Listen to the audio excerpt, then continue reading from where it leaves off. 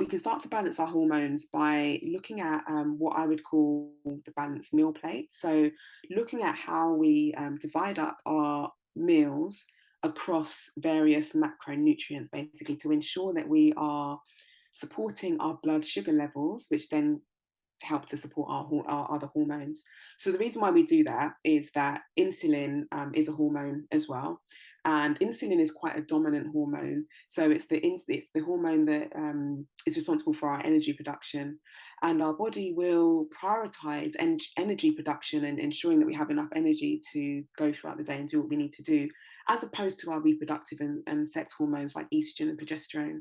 So if we can eat in a way where we are balancing our blood sugar levels and balancing the production of estrogen, then that will have a knock on effect of balancing our sex hormones, because our hormones all work very synergistically. So if insulin is high, it will mean that it will have a knock on effect on estrogen, let's say. Again, similarly, if cortisol is high, the stress hormone, it will have a knock on effect on estrogen and progesterone, because our body at those times is focused on producing energy so that we can survive and carry out our functions. And also the stress hormone cortisol is focused on, which is cortisol is essentially, fight or flight, that kind of response. So our body's focused on survival.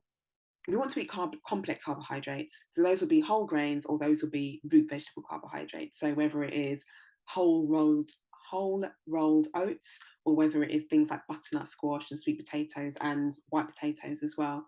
And if we're thinking about a meal, we want to eat about a quarter of a plate of that component.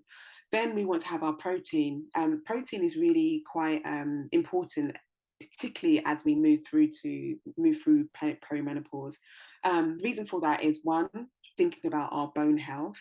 Osteoporosis is a concern when we move into menopause. So providing the protein and the minerals that will support our bone health is quite key. Also, protein helps to keep us fuller for longer. So if we're starting to see a bit of weight gain around the middle, that will help to kind of negate that by keeping us fuller for longer. So lean protein, chicken and fish and things like that. So about a quarter of a plate of that.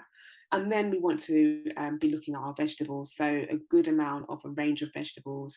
The vegetables will play a key role, particularly things like dark green leafy vegetables, in supporting our liver function. So we really want to support that as well, because the liver is where our body kind of processes and detoxes from estrogen that our body's produced, so eliminates the estrogen. So supporting our liver function through a good amount of vegetables, the energy, supporting our energy levels as well through vegetables that have B vitamins in them. So those will be vegetables that are kind of orange and yellow in colour.